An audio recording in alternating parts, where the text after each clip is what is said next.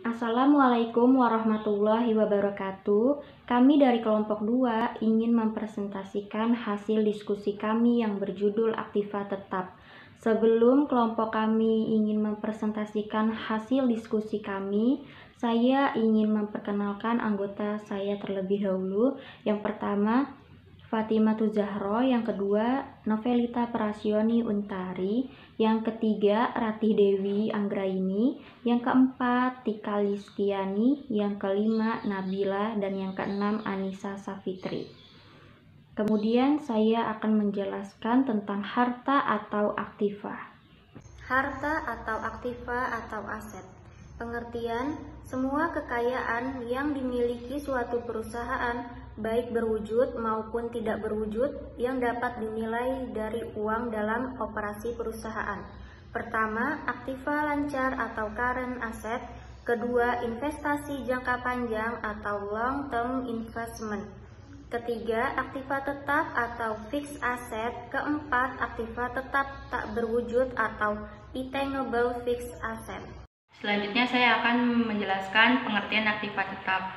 Aktiva tetap adalah aktiva yang berwujud yang diperoleh dalam bentuk siap pakai atau dengan dibangun terlebih dahulu, yang digunakan dalam operasi perusahaan dan mempunyai masa manfaat lebih dari 1 tahun.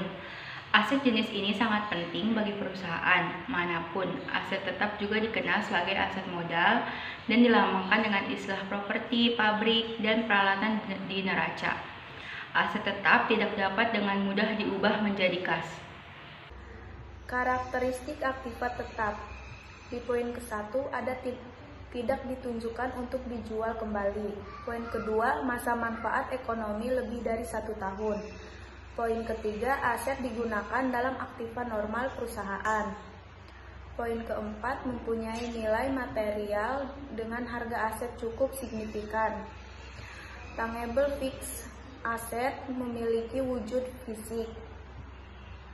Intangible fixed asset tidak memiliki wujud fisik. Di sini ada jenis-jenis aktiva tetap berwujud. Gambar ke-1 ada tanah, gambar kedua ada peralatan, dan ketiga gedung dan bangunan.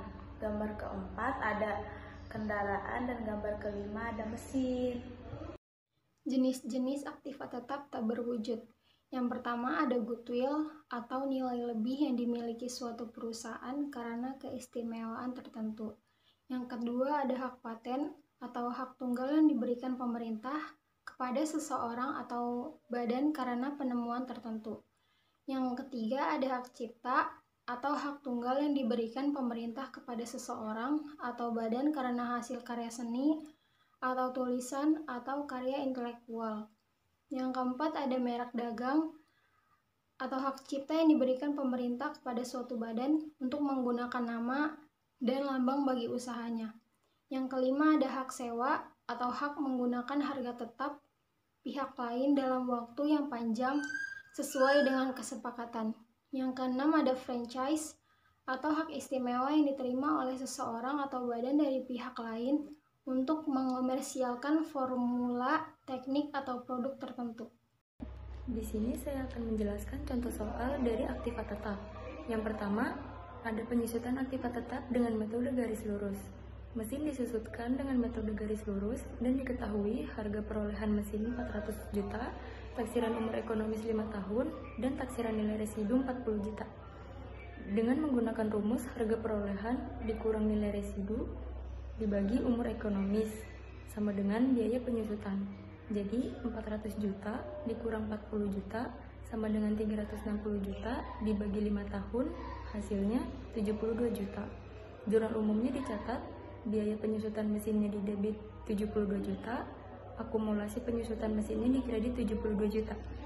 Contoh soal nomor 2, dibayar asuransi dengan masa 1 tahun dari 1 September 2011 sampai 1 September 2012 sebesar 6 juta rupiah, dicatat dengan menggunakan pendekatan harta atau neraca dan pendekatan biaya atau laba rugi. Pendekatan neraca, jurnal umum, asuransi dibayar di muka berada di debit sebesar 6 juta rupiah, kas berada di kredit sebesar 6 juta rupiah. AJP, biaya asuransi berada di debit sebesar 2 juta rupiah, Asuransi dibayar di muka berada di kredit sebesar 2 juta rupiah. Perhitungannya adalah 4 dibagi 12 dikali 6 juta rupiah sama dengan 2 juta rupiah. Pendekatan laba atau rugi, jurnal umum, bebas asuransi berada di debit sebesar 6 juta rupiah. Kas berada di kredit sebesar 6 juta rupiah. AJP, asuransi dibayar di muka, berada di debit sebesar 4 juta rupiah. Biaya asuransi berada di kredit sebesar 4 juta rupiah. Perhitungannya adalah 8 dibagi 12 dikali 6 juta sama dengan 4 juta rupiah.